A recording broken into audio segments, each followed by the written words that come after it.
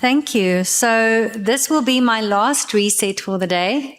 So I just wanted to take a moment to thank everyone for your willingness to partake. I know it's something new that we've brought in this year. And from up here, it looks like everyone was part of the action and they've enjoyed it. So I'm really grateful that you've allowed us to be part of the Congress.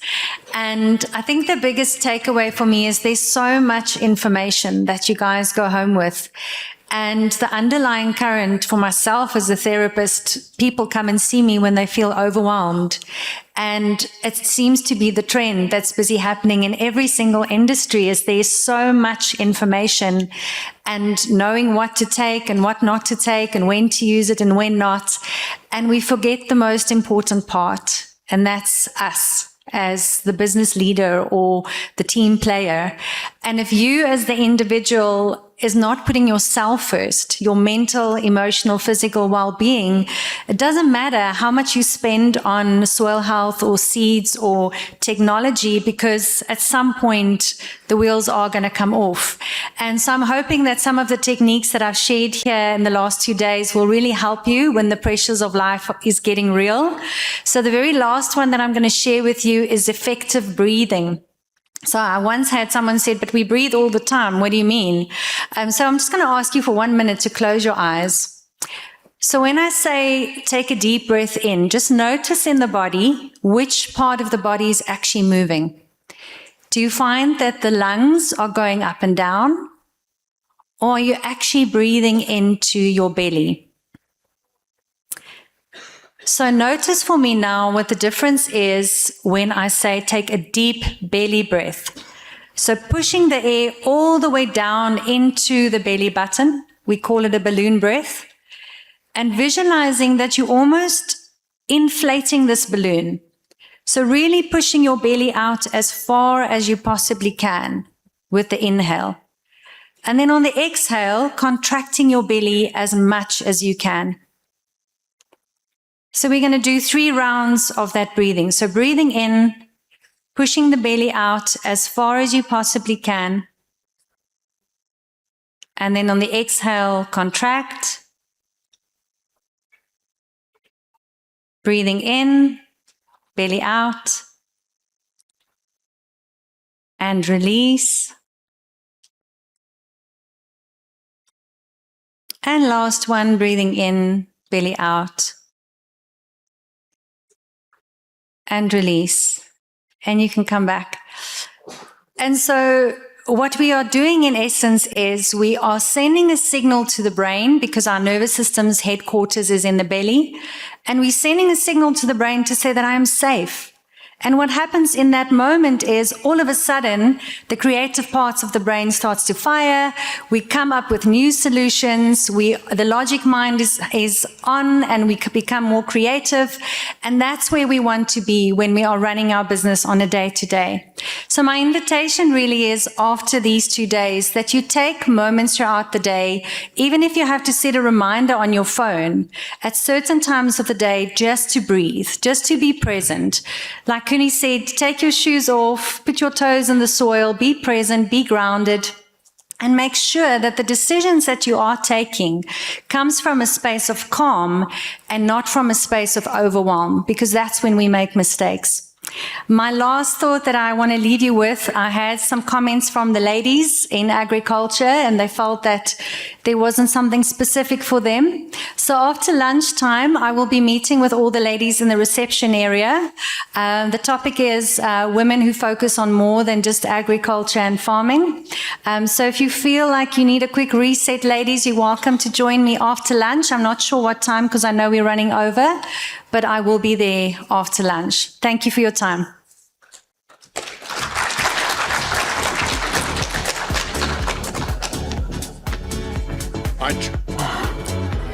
I tried this breath thing that my belt was holding my belly back, so it was quite a difficult exercise, I must say. Maybe it's the problems with my belt. Right, so we are on to the last section, which is a very important one. Something that we maybe are not giving enough attention to. ESG and the future vision for the potato industry.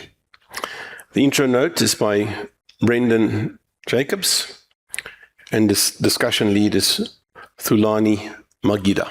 Thanks. If I can ask for Brendan. Thanks. The future, it doesn't just arrive, it's born inside each of us, waiting to be ignited. At Kagiso Trust, we believe the future lives in you. We've walked beside the dreamers, the doers, the job seekers, and the leaders, igniting the spark of potential that lies deep inside. When we unlock that potential, we don't just build careers or businesses, we build a future shaped by your hands, your dreams, your courage. It's all inside of you. This is more than just a chance. It's a movement, a promise that with the right support, dreams turn into reality, hope turns into achievement, and potential turns into legacy. Kagiso Trust is here to walk with you every step of the way, because the future isn't just ahead of us, it is inside of us all. Kagiso Trust, igniting human capacity. Every sunrise demands a choice: to stand in the comfort of the possible, or to rise and shift into more than business as usual. From farms powered by the sun to factories fueled by cleaner energy, from protecting our heritage to securing resilient futures for generations yet to be born. Sustainability isn't a distant dream. It's built by those bold enough to move. Every action matters. Every choice compounds. Every step preserves, creates, and grows. From ideas ignited into action, from small sparks creating lasting impact, from today's courage creating tomorrow's thriving world, the future doesn't wait. It runs on what you choose today and what you refuse to ignore. Sustainability isn't optional. It's embedded in our foundation. Let's help you start where you are, to change what you can, to shape what's next, to leave no excuse behind. So the only question left is, will you grow green and think blue? Right, good afternoon, everyone. Is this thing on? It's a privilege for us to be here. Good afternoon, everyone. My name is Brendan Jacobs. I'm the head of agribusiness at Standard Bank. I just firstly want to thank my colleague from the Red Bank, Lofi. You made me put my jersey back in the car and fetch a jacket after I saw how pretty you're looking in your jacket on the stage. So thank you very much for upping agribusiness dress code. It's always good to give some banter between the banks, because we see Daniel's also here. This ESG topic is one that's always spoken about, but I think in the banking industry, all of us are scrumming as you are, I think, on the ground in whatever businesses you're in. Don't talk about it all the time, but to actually get something done. Billy, I just want to say to you and your team, just firstly, before I do the opening note, just congratulations on an excellent conference, and thank you very much for the opportunity for us to be involved. And thanks to you and your team at Potato SA for the fantastic industry work that you're doing. I think the industry is in good hands, and we applaud you and thank you for that. As banks currently, I mean, we listened earlier to a number of speakers, and there's been quite a lot said. But I think we'd be lying to each other if we say we're not, facing various challenges in the industry at the moment. And often what we get asked for from the bank is, how are you going to support us through this difficult time? We've gone through a difficult season in your business. And we have, of course, various things across, outside of our immediate span of control impacting us, such as the conflict in the Middle East impacting on fertilizer prices and diesel, etc. And we're so reliant on imports from the Middle East. So I thought it good to just touch very briefly on how we do look at risk from the bank. And that speaks to the sustainability piece, because an earlier speaker mentioned that profitability and sustainability, are the two key things in farming to look at. And that is so. And when we speak about sustainability, we don't only want to speak about ESG and sustainable practices, but also making sure that that forms part of a profitable and financially sound way of running your business.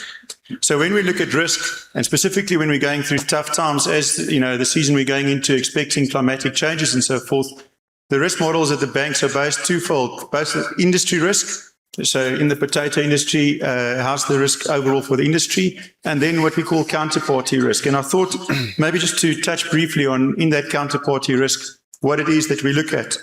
And when I run through them, I think you'll get to the conclusion maybe yourself of what the risk is inherent in your space, which you know better than us. But there's about 6 points that we look at. The first one is product risk. So what's the perishability? What's the contamination risk? What's the logistical risk? We went through the logistical challenges earlier, and we know what they are, specifically with the roads and how much of our produce gets transferred by road. Price risk.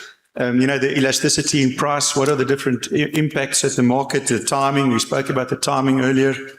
Production risk. Of course, in the production risk, there's variability in yield, exposure to climatic or physical risk. Labor risk, we know, I don't have to say much more around that. And then we also look at margins and capital intensity of the business. All of this overarched by climatic risk. So these are, as bankers, we always worst case scenario guys. So we have to bear this in mind. But having said that, if you then come to the bank for finance, or any bank for that matter, having looked at that industry risk, we'll also then look at the counterparty risk, which is basically, in layman's terms, who's the jockey running the business, who's the management. Now, I can say for a fact that if you get a guy driving in a Prado or a Land Cruiser with one of those helmets on, you'll immediately be seen as high risk. I just want to put that out there. We'll immediately have some flags around what it is that you can and can't do.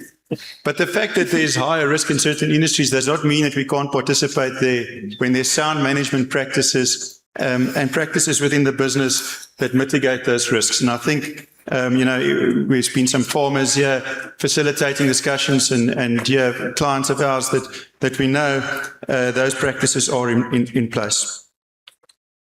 In the context of sustainability, I would just like to highlight a couple of key points. Firstly, sustainability is a competitive advantage. It's not a tick box exercise. I think too often it's seen as a tick box. In the banking industry, we're scrumming as a banking industry to see how can we pass benefit on to people that are more advanced as others. Conversely, there's also always the question, what's going to happen if I don't conform down the line? And these are things that through organized institutions such as the Banking Association of South Africa, where we all participate, we're looking to build uniform frameworks to see how can we make it clear to guys in the front line in terms of data measurement, collection and measurement, what is necessary and how does it get interpreted at the banks. Lastly, I think it's important that as custodians of the land and custodians of food security in our country, we must all do the right thing. I started out by saying ESG is something we speak about, but not always do a lot. Important for us is to remember that we are here to protect as custodian of the lands for generations to come after us. And therefore, these practices are not only for us to get scorecards and benefits from, but also for doing the right thing. In that instance, looking forward, we need to find ways to pass benefit. At our organization, we've partnered with Horizon that's on the stage here as one of the first bank-backed carbon credit programs, where we're looking to see how can we start giving back where practices of such a nature that it meets the necessary requirements and it benefits. And for that reason, some of the panel members were included.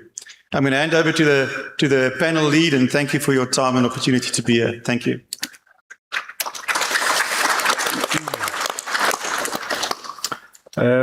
Thank you, Brandon, for that introductory note. Good afternoon, everyone. I think one of the most difficult things that you can do is to facilitate a session that is later on, especially when the next item is lunch. So I wanted to ask you to bear with us as we discuss this important aspect. I think it is quite clear that the issue of environment, governance, and social is a common thread that we've seen even yesterday when we were watching the videos from the winners of yesterday. And what we've seen through Yaki, we've seen how the environment has changed over a period of 23 years, how the rain has dwindled down, and all of a sudden is now unpredictable, so it affects its planning. I think sometimes we struggle to grasp just the importance of those changes. But I'm sure most of you were watching the World Cup soccer. And I think 4 years ago, the World Cup had 2 halves. 4 years later, the World Cup has 4 quarters. And that, ladies and gentlemen, is the impact. And it forces us to be proactive. So that's part of what we want to discuss this afternoon with you guys. But the basic idea is to simplify this discussion so that a farmer like me can understand exactly what he can go into so that he can be proactive in terms of how we impact our environment. So what I will do now is to just allow my panelists to introduce themselves and also give a little bit of background on the same breath, and then I will do the same. Over to you. Thank you. Good afternoon, everyone. My name is Andrea Kamfer. I'm from Standard Bank. I'm a senior manager looking after sustainability and agribusiness in 15 markets that we operate across Africa. I primarily drive our climate smart agriculture strategy across these present markets and also look at carbon market opportunities and see how we can incentivize our clients for being sustainable. I think the fun part of my job is the future thinking of how we're going to use ESG reporting and sustainability to the advantage of farmers or agribusinesses to create sustainability linked solutions, ultimately to incentivize them. Thanks. Yeah, thank you very much. My name is Tom Murray. I am from Woolworths. I'm actually wearing 2 hats here today. I've got my Woolworths technical manager hat on, and I'm also director of Sabo. Debbie spoke yesterday with regards to Sabo, so we are actively involved in Sabo, driving Sabo, getting membership and people on board, and getting people to know about what we are doing at Sabo. So there's that one side. On the other side, I look after fruit, cut fruit, fresh juice, and horticulture. So if any of those are an issue, it's my fault. You can contact me, or if the potatoes are an issue, you can contact Ross, who's sitting over there. We have a team of, I would guess, roughly 30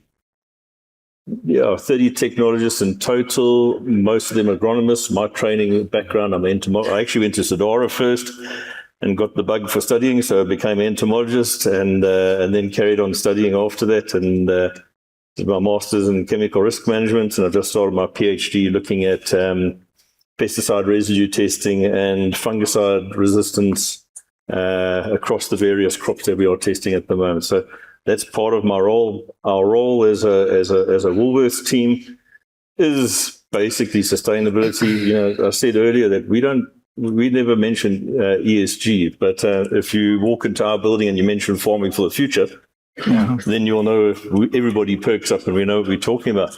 And I'm actually very proud because there's a lot of growers sitting in this room here today who are on the Farming for the Future program. And it's amazing to be in the position where you get to interact with people who are on the program. Some of them might shout at me and say they don't like it. Others might say, geez, you know, it's an amazing program to be on. And of the Farming for the Future subset, I look after chemicals and pesticides. So we have an umbrella of Farming for the Future. A subset of that is chemicals and pesticide. And that's my remit within Woolworths. Okay. Awesome. Afternoon, everyone. Name's Michael Lilio or Michael. I'm a Springbok German. And I founded Horizon and running Horizon now. So we're a carbon credit development company. But really we don't do any other carbon development. Our focus is just on agriculture. We're really an agri business. Our heart is in agriculture. And before there's maybe any questions, yes, we have paid farmers for sequestering carbon. And yes, there are potato farmers included in that. And no, they're not doing no-till potato planting. Okay, thanks, Tulani. Just before I introduce myself, I just want to make one acknowledgement quickly. For those of you that weren't here yesterday, last night we had a great formal gala. And towards the end, there was thanks to be given. And when this thanks was given, I'm not sure whether it's the power of Samson's hair or actually the power of the microphone, but it was pretty evident that Yaki was super elated with the award that he got before he gave the thanks. But in that, I just think we need to go back to what this is all about. And this event is about farmers. And it's really special to see how appreciated farmers are in these situations. So it's not about industry, it's not about us. It's great to be here. But, Anthony Fillion from PepsiCo, Director of Agronomy. Most of you know us as the typical Simba business, that is specific to this industry, but we buy commodities across all industries. Well, not all, but most. So in the grain space, in the food space, we've got a very prevalent footprint. And we have a massive interest in partnering with farmers around sustainability. So whether you call it regenerative agriculture or conservation agriculture, whatever it's supposed to be, we're on that journey collectively to impact 10 million acres across the world by 2030. And I think there's a lot of headwinds, a lot of challenges, but I think South Africa is in a good space in terms of the intent to adopt.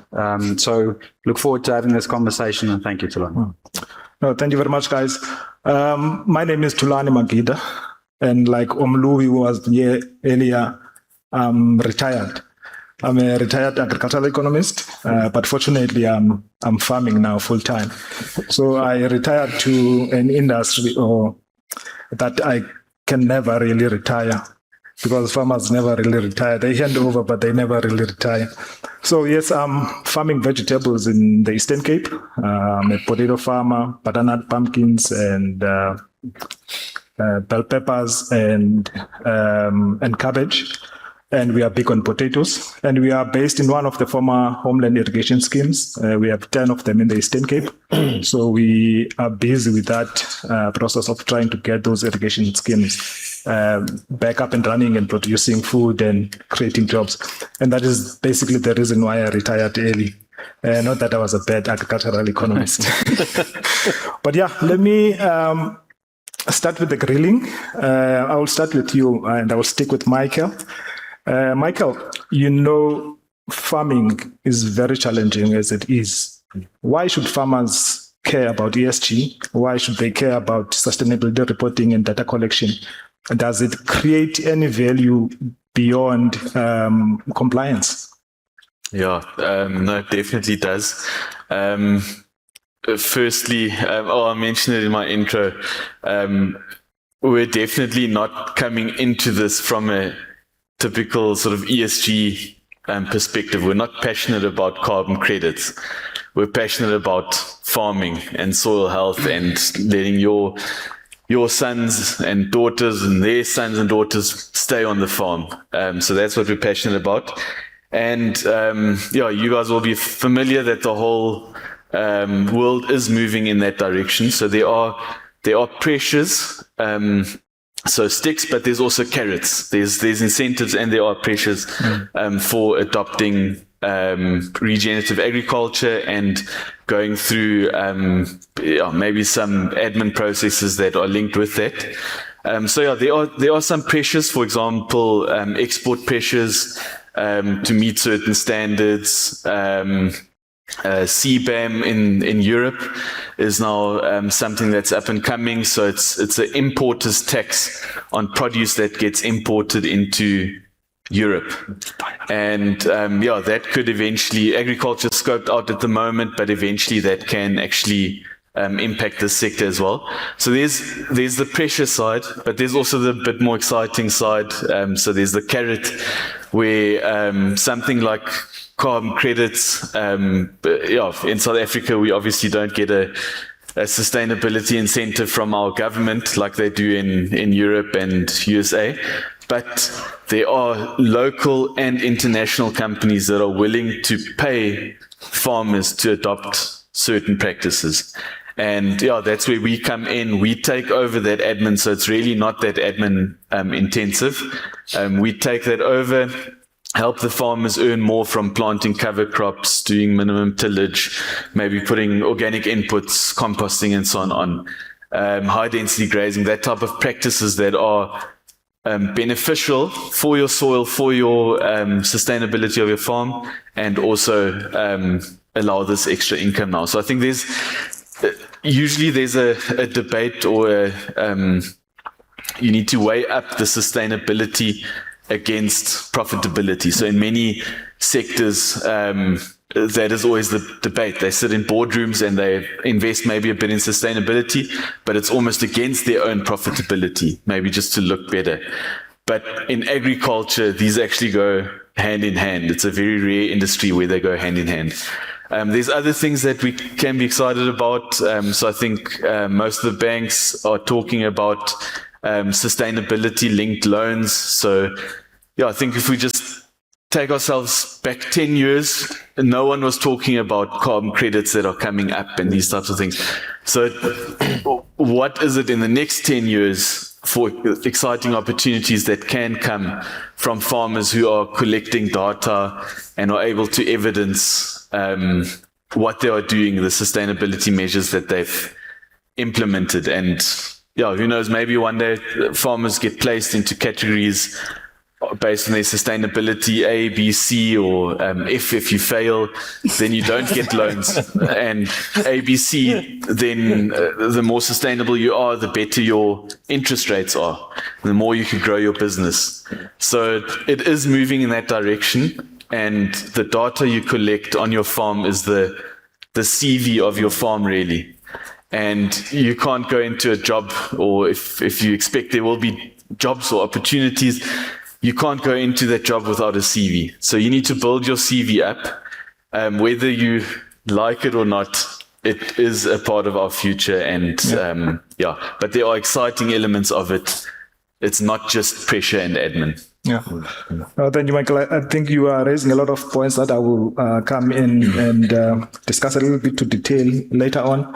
But Andrea, Michael just mentioned the last point with regards to how the banks are starting to integrate these metrics into, say, loan evaluation, if at all. But I just wanted to check with you, and one of the things that is also raising is the issue around the data collection, because there's data that needs to be collected to inform this ESG. But I wanted to check with you, can better data and record keeping improve access to finance?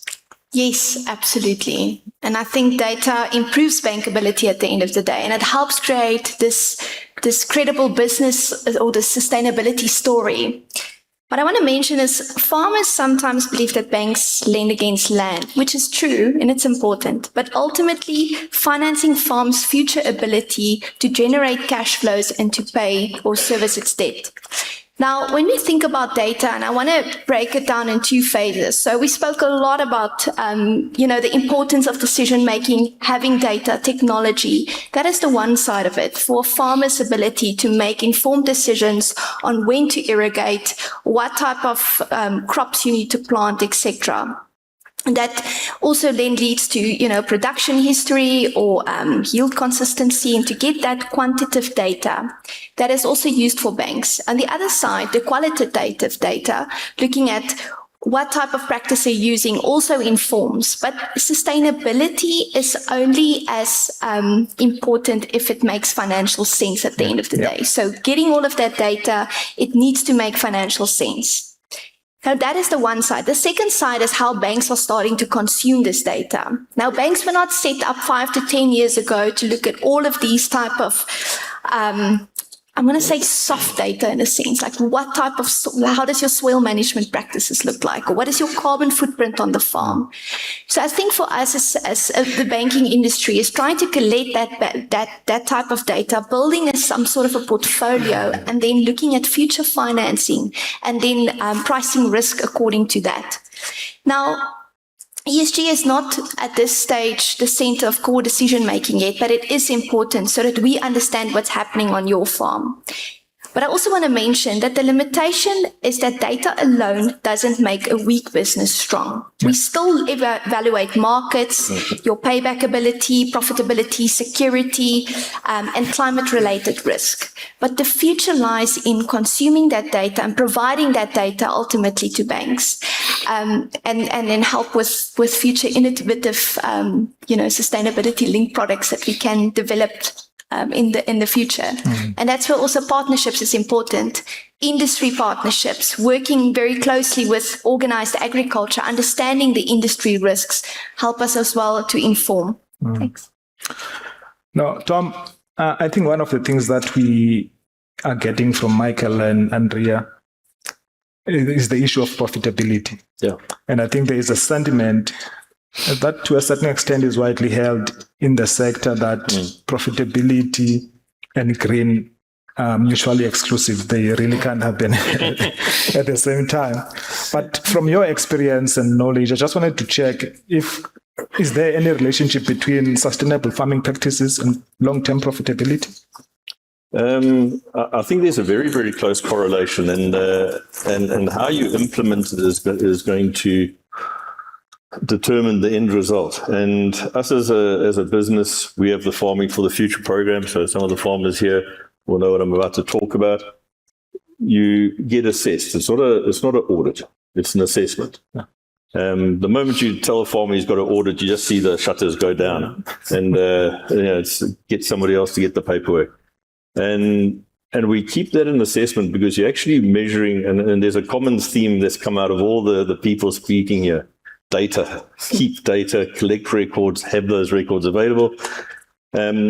But you are able year after year to be able to measure the data and see your improvements. And with regards to Farming for the Future, you'll be assessed over soil health, water, waste, your RPM program, and various other things. And you might not do well in all of them. And you aren't expected, and this is where people go wrong.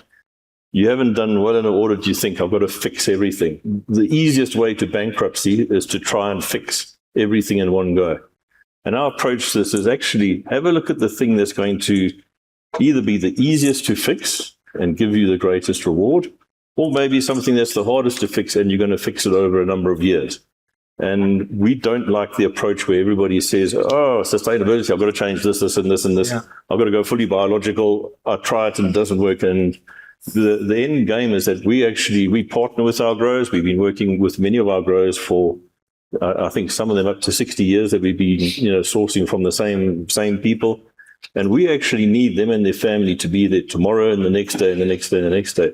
So the approach that you take to actually shifting the game shouldn't be one that's going to impact you economically. Yeah. Your viability has to take precedence in that.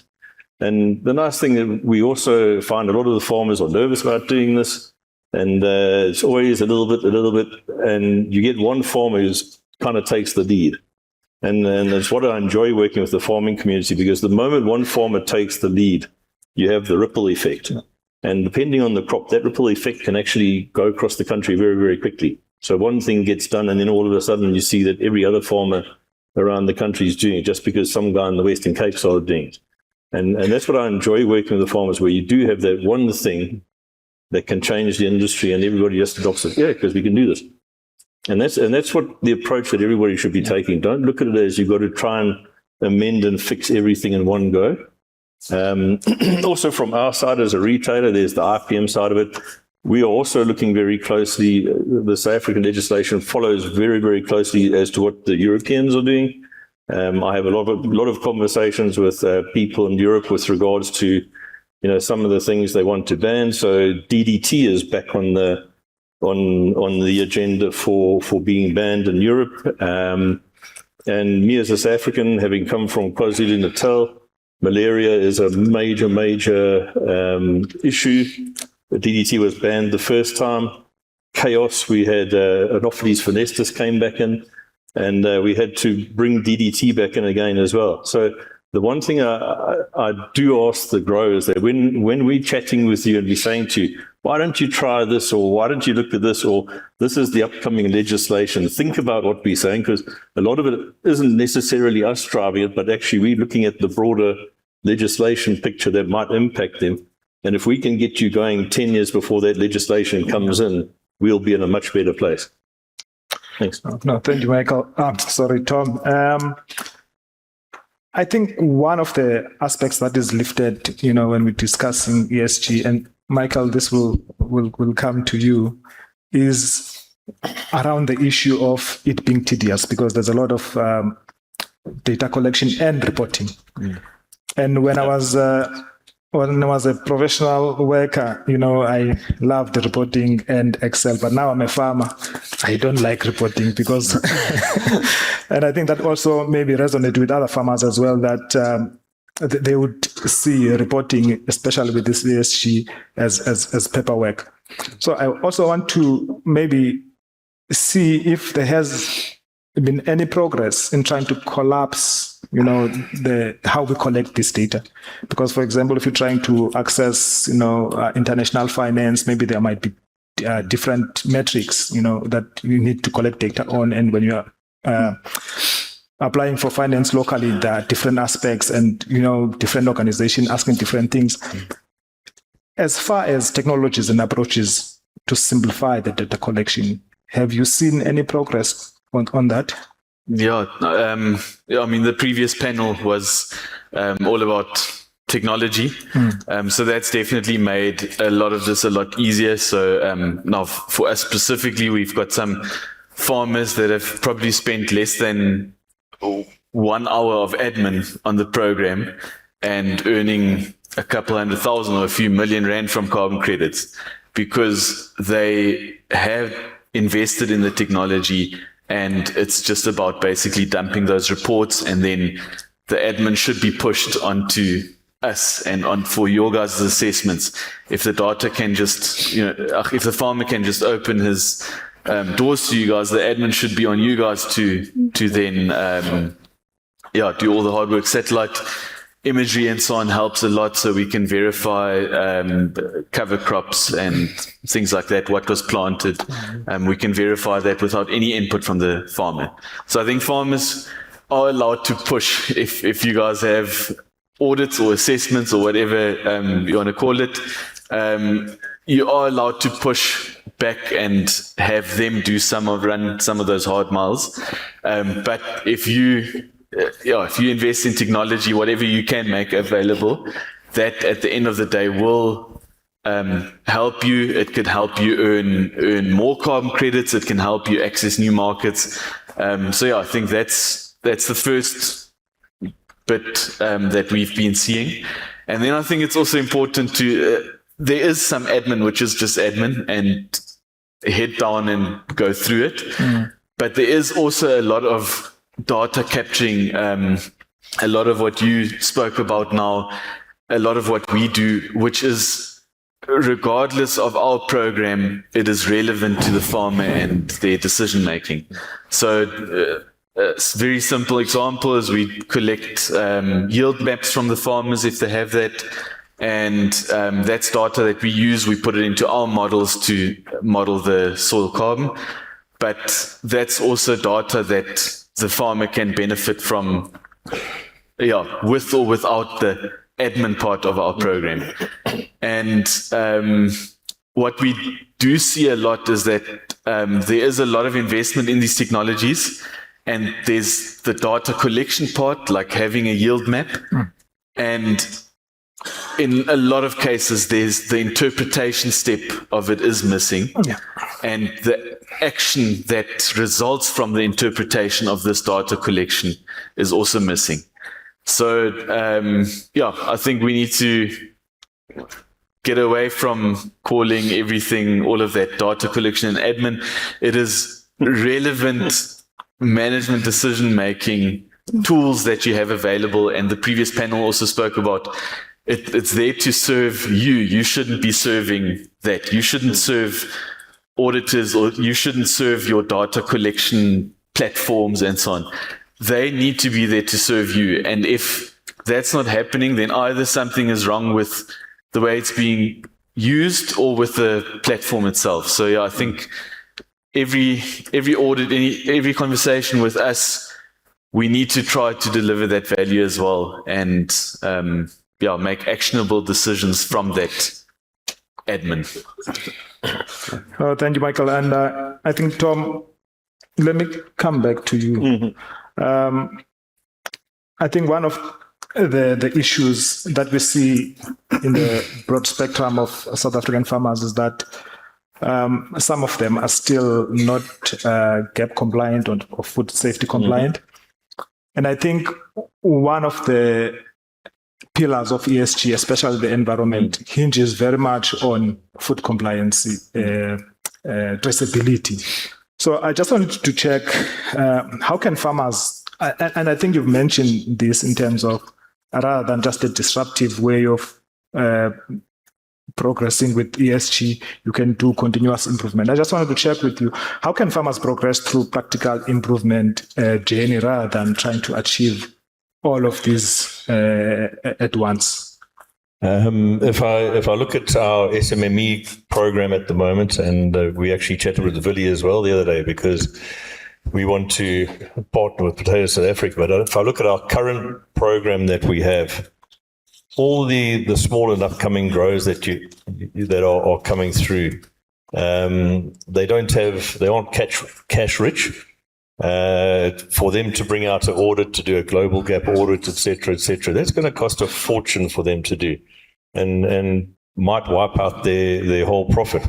Our approach is pretty simple. We have a very, very strong residue testing program. We spend on average about 2 million rand a year on residue testing and microbiology testing.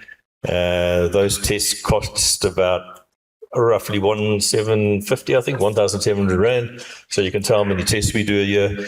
For us, we aren't actually too phased about a up and coming grower. If you've been on the farm, first thing you do is you look at the chemical store. The state of their chemical store will tell you how that farmer is going to perform. And it's a sad thing to say, but it does.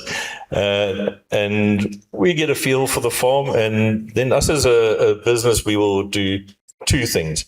We're very happy to take product and residue tested. If they aren't Global Gap certified, but we are residue testing it and we're seeing that it's residue free, why not use it? That ticks the technical side of the box. On the commercial, we split the ethical and the pesticides between technical and commercial. On the commercial side, we have our own in-house audit where we will go actually have a look and see what is the welfare on the farm, how the workers getting treated. They'll be fully audited. If they fail that audit, then we're going to have a chat and say, all right, let's start working on you as to how you do the ethical on your farm. Or if they pass that audit, the ethical then goes on file and we can sign you up as a supplier. And that's the basic method that we use for bringing up and coming growers into the business. And we do need to partner with all of agricultural industry. We are a retailer, we have stores. You guys are producers, you have the stuff that we want to sell. We have chatted, there's many, if you look at the potato side of things, there's many specialty potatoes that Ross has got on shelf at the moment, and they're not necessarily large volumes. It might be 10 hectares, 20 hectares, 30 hectares that we're looking for at a time. And does that actually fit the smaller type of grower that we could be bringing in and encouraging? Or, where do we fit that? And it is one of the possibilities. The one thing that we do have a line that is fully drawn. We do not drop the standard. The expectation is that any grower coming in will meet the standard. We're not going to lower our standard just because somebody's a development grower. We're going to work with them so that it can be up with the rest of the people. And that's a criteria we've stuck to. I've been with Woolworths since 2012. We've had the policy since 2012. When we bring in development growers, you've got to meet the spec, and we want to maximize your profit. We don't want you to supply us when there's a glut of, if you're growing carrots and there's a glut, why would we want you growing carrots when there's a glut?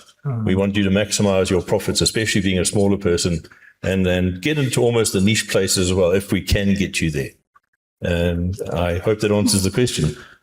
No, definitely it does. I think one of the things that I've seen in my professional life is that, in fact, not seen, but one of the discussions that we had is that the premiums that farmers get, for going all these hurdles really sometimes doesn't translate, but it's good to hear that you can be with farmers all the way so that they can get to a point where they are also doing, because remember the issue of an environment, not only we're going to discuss quickly the issue of carrots that Michael highlighted, but it's also the right thing to do. So it's good that the standards are not dropped, but rather you're helping farmers to get to where they need to be.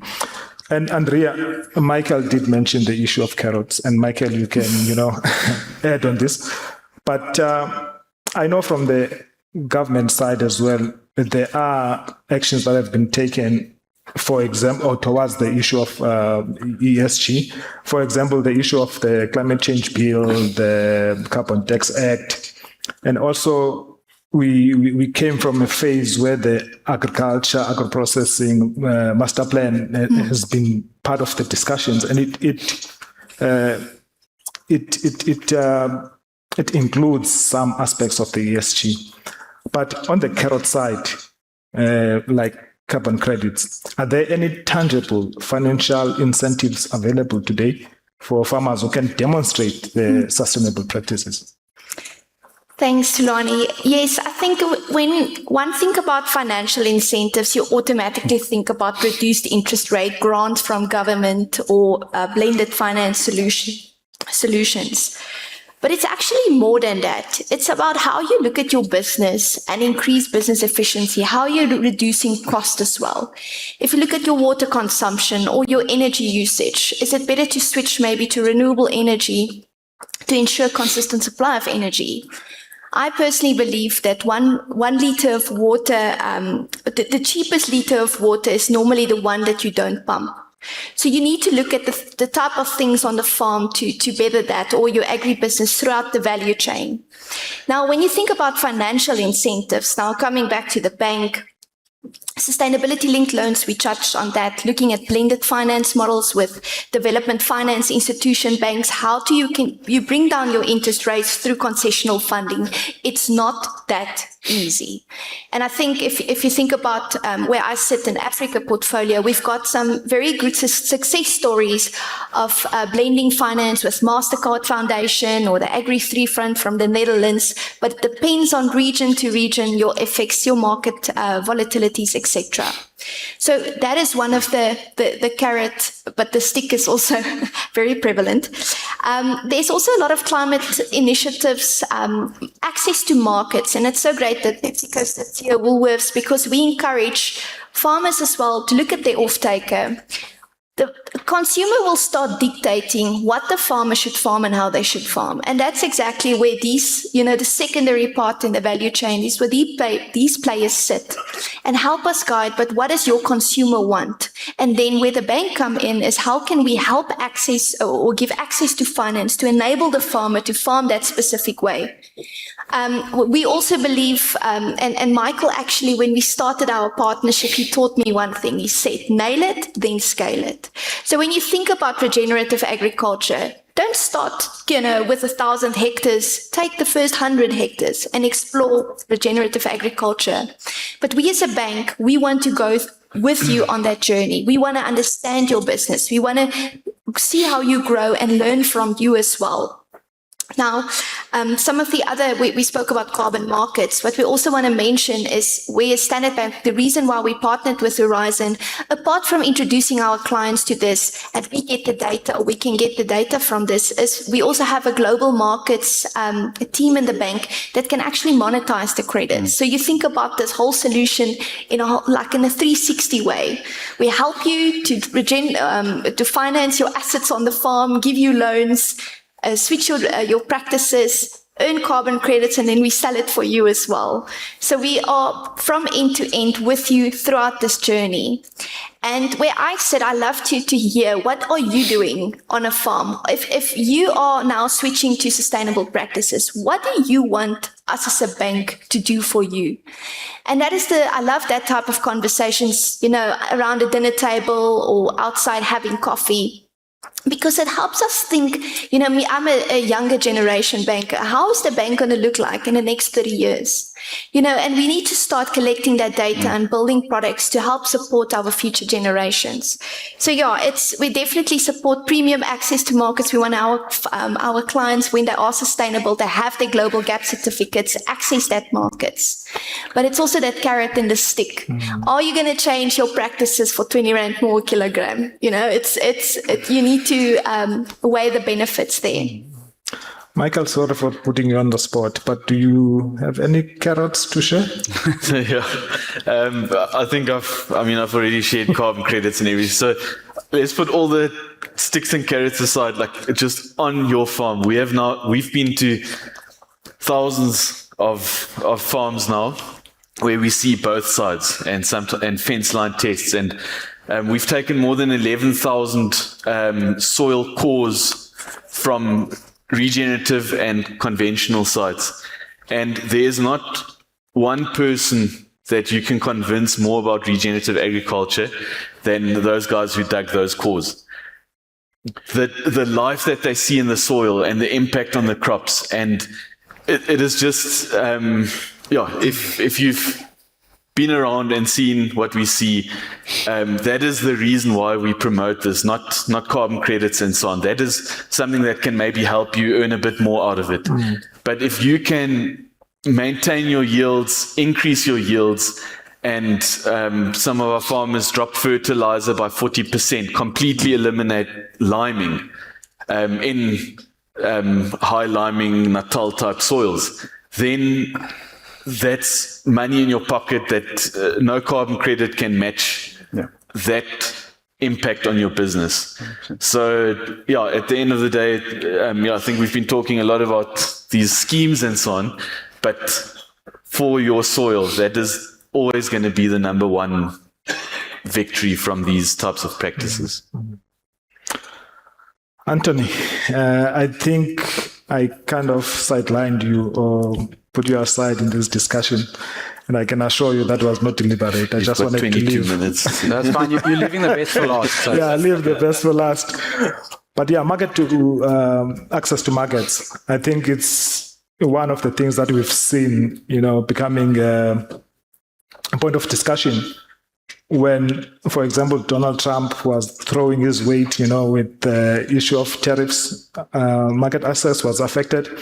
And I think recently we've also seen when children were dying here in South Africa because of poison that they were ingesting from Somalian shops. And those poisons were basically poisons related to agriculture. So there is a lot of discussion that got heightened during those times with regards to access to markets. But now for a farmer like me, who is emerging and a communal farmer, and a lot of other farmers here in South Africa, how can we overcome the barriers such as access to markets, traceability, food safety requirements, and infrastructure limitations in this process of ESG? Yeah, I think it's a question that doesn't necessarily have one answer to it. And everybody, I'm aware this is just before lunchtime, so I'm going to try and be as efficient as possible in trying to answer this. But I think in this sense, knowledge is power, right? So you need, whoever is involved in this situation needs to understand whether it's security of tenure versus collateral, what's the funding mechanism going to be, and what's the decision in terms of which market you want to target. So what I would suggest is, there's a blueprint that I've seen in real life. So Tate Popiralechena in the Blouberg region is a great example of how mentorship really helps farmers like yourself, right? And that is transfer of knowledge. And Poppy is still there in a situation where he lends his ears to everybody around him, even though he's become, to an extent, almost more commercial. Now, understanding market dynamics is important, but also understanding how to align yourself to what you want to do. So making decisions like which variety do I plant? What am I going to do? Which market am I going to target? A lot of the times we look at these things as barriers or stumbling blocks. In my opinion, they're building blocks, right? So we need to get these building blocks in place in order to understand what our vision looks like and then drive that.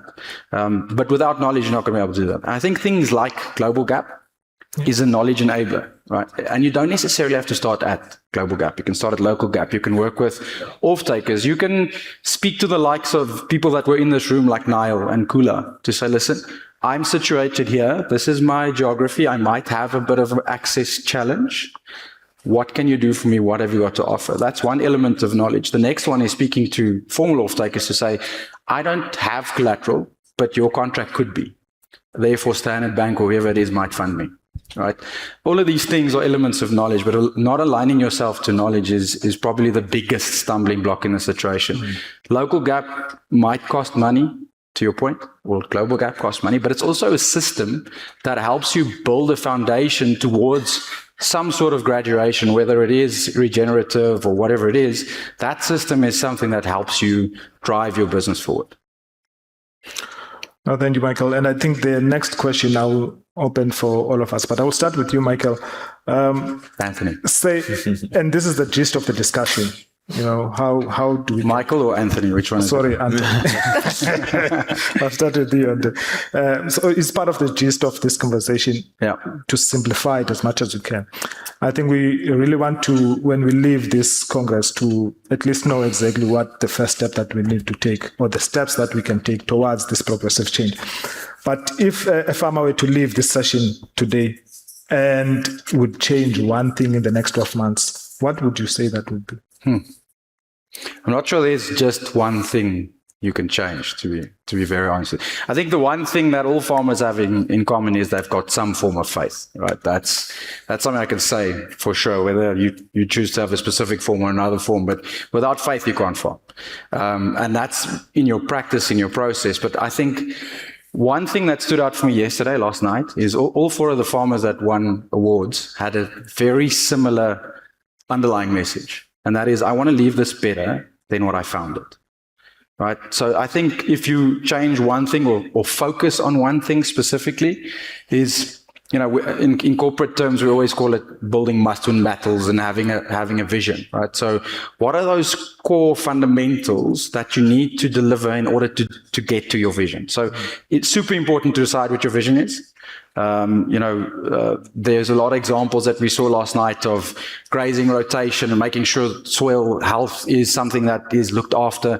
That's a vision, but it takes time and it's a journey. But you need to make sure you understand exactly what the definition of that vision is without being unoptimistic. You need to make sure your optimism is something that you strive towards future success. That's, I think, what I would say from a focus perspective, because there's no one thing. There's so many moving parts in this equation. Any take from you guys on that aspect? Yeah, I'll do a quick one. Regenerative agriculture is a tool that you can use and definitely should investigate. If you look at the top yielding guys in the US for maize, for example, all of them are planting cover crops. All of them have lower fertilizer than the neighbors who aren't yielding as much. So, regenerative agriculture is definitely a big part of the future. So have a look at it. Whether you believe in climate change or not. We don't need to believe in climate change to know that the climate is always, every year, every season looks different. I looked at my grandfather's records on the rain records on the farm, and decades ago, every season also went from very wet to very dry in a very short time. Next season, they're talking about super El Nino. So regenerative agriculture is a tool that you can use to just build resilience for your farm, make sure your kids stay on your farm. And that is the main thing. So adopt it slowly, nail it, then scale it. And then the data collection and so on is something that can help you. The world is changing. There are carbon credits now. There are sustainability linked loans coming. The world is going in that direction. There's markets that will close down if you don't do certain things, or even if you do them, if you can't prove it. So just, make it a habit, whether you use the fanciest technologies or very old school, record your data, build that CV of your farm so that you can use opportunities that will come and that are already there. Thank you very much, guys. I think just before we wrap up our session, any questions from the floor? I will take two so that then we can quickly go and have lunch. No, everyone's hungry. Yeah, no, I think everyone is ready for lunch. There's one there. Oh, no. Oh, I'll be short. I see everyone is ready for lunch. Michael, this question is to you. Thanks again and great to see you. Maybe just high level. What has been the highest payout? Maybe the size of the farm, the commodity, the area, and how many years have they been in that type of practice to get to that payout? Awesome, yeah. So, obviously your wetter areas are going to build a bit more carbon quicker than your dry areas, but often the dry areas have a bit more scale, so it sort of balances out. Our highest for the previous submission is close to 2,000 Rand per hectare per season included in the program for croplands. So he's around 1,500 hectares. So yeah, it's a couple of million being paid out in carbon credits, real money in their pocket. We haven't sold all the carbon credits for that farmer yet, but he's received a good few 100,000 already, and we're busy with a few more deals, and that farm is going to see some nice payouts over the coming months and hopefully years and decades. Yeah. okay. Now let me take this opportunity then to thank my panel for clarifying this thing and try to bring it as simplify it as much as you can, as well as thank you the floor for bearing with us as much as your tank was very low. We're going to go now for a break and fill it up again. So yeah, thank you very much, guys. And I think we can maybe take these discussions again when we are meeting outside, just to see what are the practical ways we can go ahead, who can we talk to, and so on and so forth. So yeah, thank you very much. Thanks, Don. Oh, goodness gracious.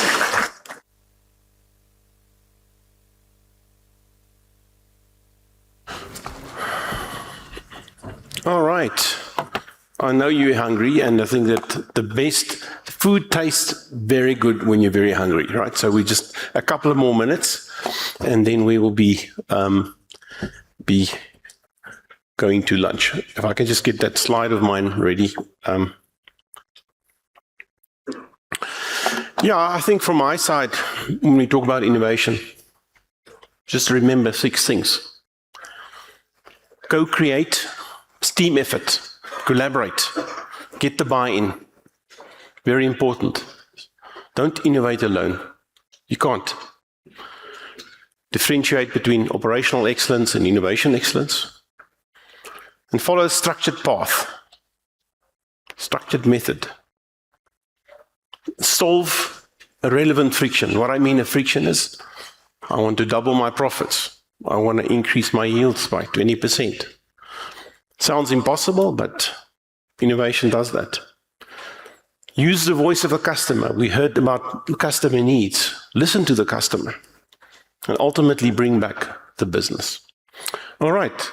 So we are going to wrap up. Vinny? Thank you, Vinny. Come on.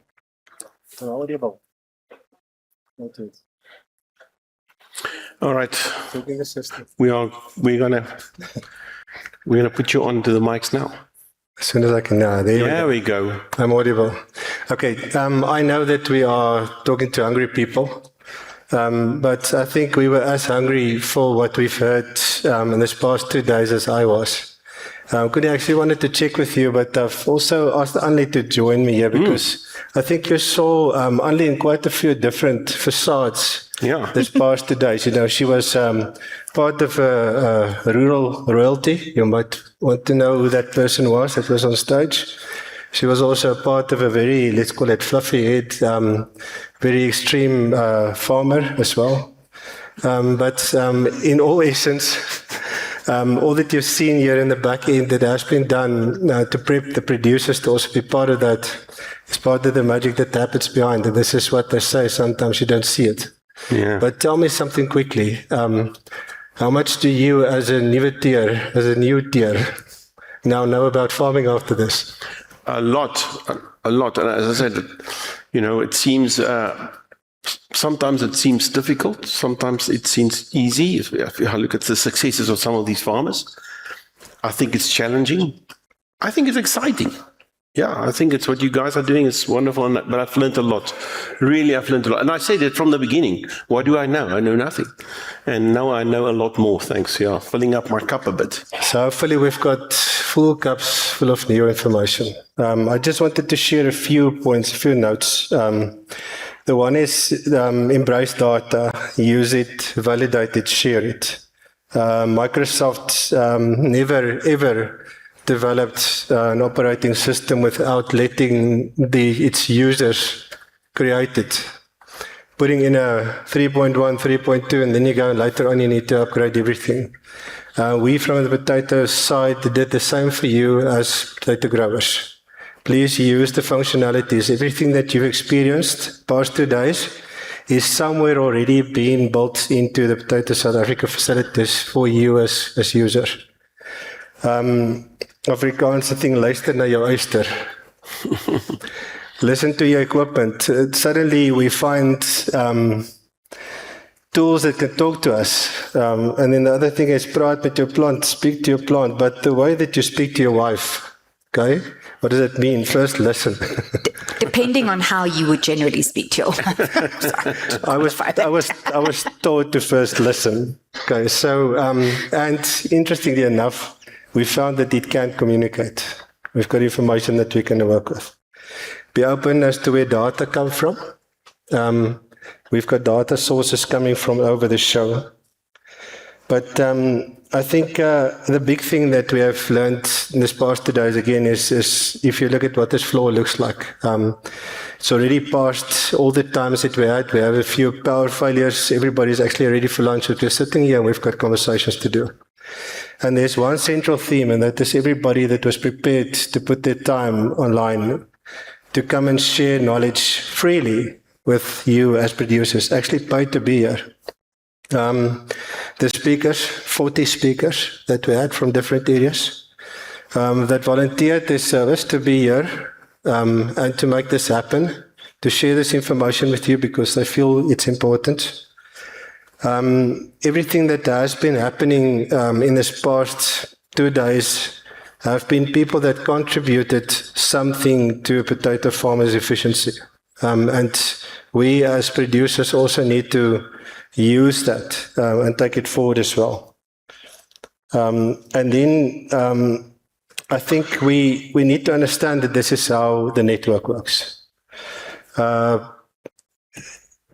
It cannot be something that we don't have the type of trust relationship. We have to have trusted advisors. We can verify data, we can work with it, but this is where we verify our own understanding of what we're doing. I don't know, only from your point of view, just listening to the conversations and information sharing, what would be one of your bigger outtakes from this Congress? I think the acknowledgement, if innovation is one of the main topics, as it has been over the past 2 days, it's come up regularly. The acknowledgement that farmers, by the very fact that they operate in the environment in which they operate, which is highly changeable, incredibly volatile, you are ideally placed to be innovators, because innovation comes from a place of being comfortable with change. Farmers, you have to be, especially if you've grown up in agriculture. But I mean, you can be in agriculture for a day, a year, a month, and you will understand that change is at the very heart of your environment. So acknowledge that change is something that you are already comfortable with, and acknowledge that allows you to be ideally placed to be incredible innovators, and pat yourselves on the back. Innovators. Yeah. The only certainty you have is change. things won't stay constant. They will change. Embrace that change. I want to reset just one point maybe. We were talking a lot about resilience. My fear is resilience is something that happens after disaster. Is it not what the term means? To pick yourself up or to reset yourself.